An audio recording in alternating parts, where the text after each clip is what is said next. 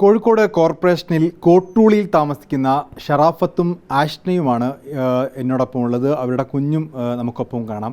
ഇവരുടെ പ്രശ്നം എന്ന് പറയുന്നത് ഈ കുഞ്ഞിന് ഒരു ബർത്ത് സർട്ടിഫിക്കറ്റുമായി ബന്ധപ്പെട്ട പ്രശ്നമാണ്. ബർത്ത് സർട്ടിഫിക്കറ്റ് കിട്ടുന്നില്ല എന്നുള്ളതാണ്. അതിൻ്റെ കാരണം ഷറാഫത്ത് തന്നെ പറയും. എന്താണിപ്പോൾ കോർപ്പറേഷനാണ് ബർത്ത് സർട്ടിഫിക്കറ്റ് തരേണ്ടത്, അതിൻ്റെ കാരണമായിട്ട് ഇപ്പോൾ എന്താണ് പറയുന്നത്? അവർ പറയുന്നത് കുട്ടി ജനിച്ചതായിട്ട് അവരുടെ അടുത്ത് തെളിവുകൾ കാര്യങ്ങളൊന്നും ഇല്ല എന്നുള്ള രീതിയിലാണ് പറയുന്നത്. നമ്മൾ കുട്ടിയെ ഹോസ്പിറ്റലിൽ കാണിച്ചിട്ടുണ്ടായിരുന്നു, അതിന് ശേഷം പോസ്റ്റൽ കെയർ ചെയ്തിട്ടുണ്ട്. അപ്പോൾ അതിൻ്റെയൊക്കെ റിപ്പോർട്ടുകൾ നമ്മൾ കൊടുത്തിട്ടുണ്ടായിരുന്നു. പക്ഷെ കൊടുത്തിട്ടും അവർ പറയുന്നത് അതൊന്നും തെളിവായിട്ട് അവർ ഡെലിവറി എവിടെ നിന്നാണ് കഴിഞ്ഞത്? വീട്ടിൽ നിന്നായിരുന്നു കഴിഞ്ഞിരുന്നത്. ഹോസ്പിറ്റലിൽ ഡേറ്റൊക്കെ തന്നിരുന്നത്, പക്ഷേ വീട്ടിൽ നിന്നായി പ്രസവം പെട്ടെന്ന്. അപ്പോൾ ആയത് അവരോട് പറയുകയും ചെയ്തു, പക്ഷെ അവരത് അംഗീകരിക്കുന്നില്ല. അവർക്ക് തെളിവാണ്, കുഞ്ഞനാണ് ഏറ്റവും വലിയ തെളിവെന്ന് പറയുന്നത്. അത് അവർക്ക് അംഗീകരിക്കാൻ പറ്റുന്നില്ല. അതുകൊണ്ടാണ് ഹോസ്പിറ്റലിലേക്ക് പോകാണ്ടിരുന്നത്. നമുക്ക് 28-ാം തീയതി ഡേറ്റ് തന്നിരുന്നത്. അപ്പോൾ 28-ാം തീയതി ഡേറ്റ് തന്നിട്ട് നമ്മൾ ഹോസ്പിറ്റലിൽ പോയി കഴിഞ്ഞിട്ടുണ്ടെങ്കിൽ മരുന്ന് വെച്ചിട്ട് അവരെന്തായാലും ചെയ്യും. അപ്പോൾ അതിന് എനിക്കും വെക്കുവാണെങ്കിൽ താല്പര്യമില്ല അതിന് മരുന്ന് വെച്ചിട്ട് ചെയ്യാൻ.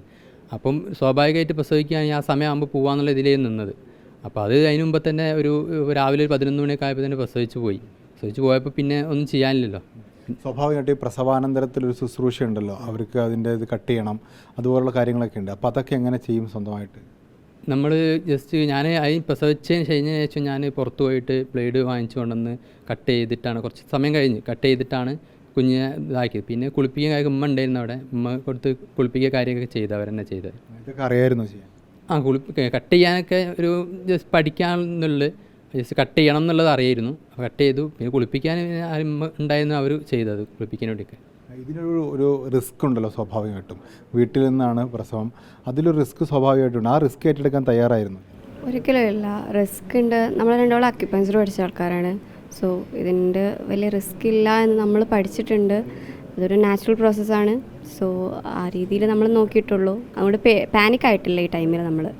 സോ ഈ കുഴപ്പമില്ലായിരുന്നു, എളുപ്പമായിട്ട് പ്രസവിച്ചു. പക്ഷേ സ്വാഭാവികമായിട്ടും ഇതിൻ്റെ ഒരു റിസ്ക് എന്ന് പറയുന്നത് ഇപ്പോൾ ബ്ലീഡിങ് ഉൾപ്പെടെ ഉണ്ടാവാൻ സാധ്യതയുണ്ട്.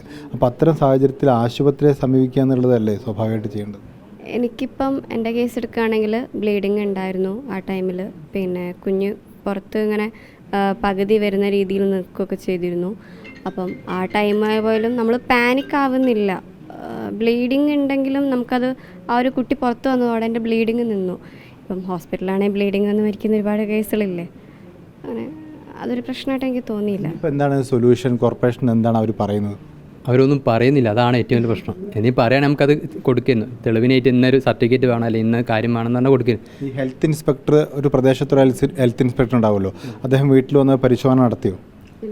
ഒരു വീട്ടിലേക്ക് വന്നിരുന്നു, പക്ഷേ കുട്ടീനൊന്നും കണ്ടിട്ടില്ല.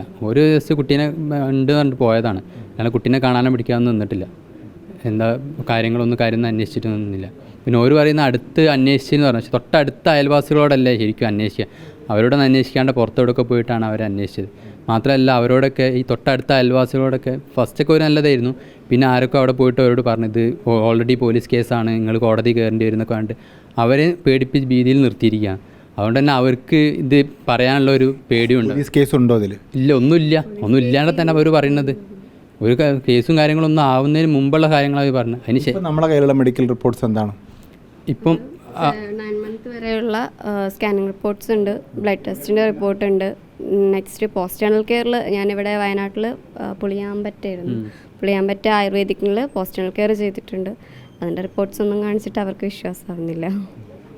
ഇതിൽ വേറൊരു ഡൗട്ട് കൂടിയാണ്, ഇത് കട്ട് ചെയ്യുന്നതിനെ കുറിച്ചൊക്കെ എങ്ങനെയാണ് പഠിച്ചത്? ഈ അക്യുപഞ്ചറിൽ ഇത് പഠിപ്പിക്കുമോ? അക്യുപഞ്ചറിൽ അങ്ങനെ പഠിപ്പിക്കില്ല. നമ്മളിപ്പം എല്ലാ കാര്യങ്ങളും നമുക്ക് അറിയാൻ വേണ്ടിയിട്ട് പറഞ്ഞു തരുന്നത് എങ്ങനെയാണെന്നുള്ളത്. അപ്പോൾ അതിലിപ്പോൾ നമുക്കൊരു പ്രത്യേക സാഹചര്യത്തിൽ അങ്ങനെ പറ്റിപ്പോയാലും നമ്മൾ പാനിക് ആവാണ്ടിരിക്കാനുള്ള കാര്യങ്ങൾ നമുക്ക് മനസ്സിലാക്കി തരും.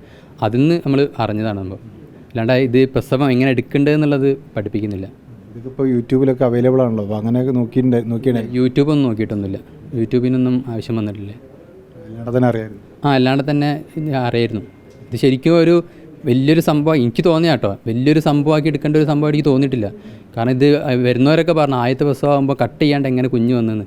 അത് ഞാൻ ഓരോട് ചോദിച്ച് അതെങ്ങനെ വന്നതെന്നുള്ള എനിക്കറിയോ. കുഞ്ഞ് പുറത്തോട്ട് വന്നു, ഞാനെന്ത് ചെയ്ത് ആപ്പാട് പൊക്കിൾക്കൊടി മാത്രമേ കട്ട് ചെയ്തിട്ടുള്ളൂ, വേറെ അതിനുള്ള ബുദ്ധിമുട്ട് കാര്യമൊന്നും. ഒരു വന്നിട്ട് ഇവിടെ ചെക്ക് ചെയ്തിട്ട് ഓരെന്നെ പറഞ്ഞ് കുഴപ്പമൊന്നും ഇല്ലല്ലോ എന്ന് പറഞ്ഞു. അപ്പം അത് ഓരോ അത്ഭുതമായിട്ട് കാണാം. ആശുപത്രി ഡെലിവറി കഴിഞ്ഞ ഉടനെ ആശുപത്രി പോയോ? ഇല്ല, എനിക്കും കുഴപ്പമില്ല, കുട്ടിക്കും കുഴപ്പമില്ല. പിന്നെ അവിടെ പോയിട്ട് ഇപ്പം അവർ മരുന്ന് എഴുതി തരിക, മരുന്ന് ഞങ്ങൾ എടുക്കുകയില്ല. പിന്നെ ഇപ്പോൾ എന്തിനാ പോകേണ്ട ആവശ്യം? വാക്സിൻ ഉൾപ്പെടെയുള്ള കാര്യങ്ങൾ വാക്സിൻ ഉൾപ്പെടെയുള്ള കാര്യങ്ങൾ അവർ ഹെൽത്തിൻ്റെ ആൾക്കാർ വന്നപ്പോൾ വാക്സിൻ എടുക്കണം, കുട്ടിക്ക് ജനിച്ച ഉടനെ വാക്സിൻ എടുക്കാനുണ്ടായിരുന്നു. ഞാൻ പറഞ്ഞു എനിക്ക് താല്പര്യമില്ല വാക്സിനേഷന്, കാരണം അതിൽ വിശ്വാസമില്ല. വാക്സിനേഷൻ ഇപ്പോൾ COVID-19 വാക്സിൻ വന്നു, ഒരുപാട് പ്രശ്നങ്ങൾ അനുഭവിക്കുന്നുണ്ട് ഇപ്പോൾ ആൾക്കാർ. സോ ഞാൻ പറഞ്ഞു എനിക്ക് വാക്സിൻ വേണ്ട, താല്പര്യമില്ല എന്ന് എഴുതി കൊടുത്തവർക്ക്. ഈ സർട്ടിഫിക്കറ്റിന് ഇനി കോടതിയെ സമീപിക്കാനോ അങ്ങനെ എന്തെങ്കിലും താല്പര്യമുണ്ടോ? ഞാനിപ്പോൾ നിലവിൽ മറ്റേ ഹ്യൂമൻ റൈറ്റ്സിൽ കംപ്ലയിൻറ്റ് രജിസ്റ്റർ ചെയ്തിട്ടുണ്ട്. അപ്പോൾ അവരൊരു സിറ്റിങ്ങിന് വിളിക്കാമെന്ന് പറഞ്ഞിട്ടുണ്ട്. അതെന്താണെന്ന് നോക്കിയിട്ട് തുടർ നടപടികൾ സ്വീകരിക്കാമെന്ന് വിചാരിച്ചിട്ടാണ്. ഈ ബർത്ത് സർട്ടിഫിക്കറ്റ് സ്വാഭാവികമായിട്ടും ഈ കുഞ്ഞിൻ്റെ റൈറ്റാണ്. അപ്പോൾ അത് കൊടുക്കാനുള്ള നടപടിക്രമങ്ങൾ എന്താണ് എന്ന് കൃത്യമായി പറഞ്ഞു കൊടുക്കുകയാണ് കോർപ്പറേഷൻ്റെ ഭാഗത്തുനിന്ന് ഉണ്ടാവേണ്ടത്. വീഡിയോ ജേർണലിസ്റ്റ് ഷബീർ വടക്കേങ്ങർക്കൊപ്പം VS Ranjith, reporter in reporter.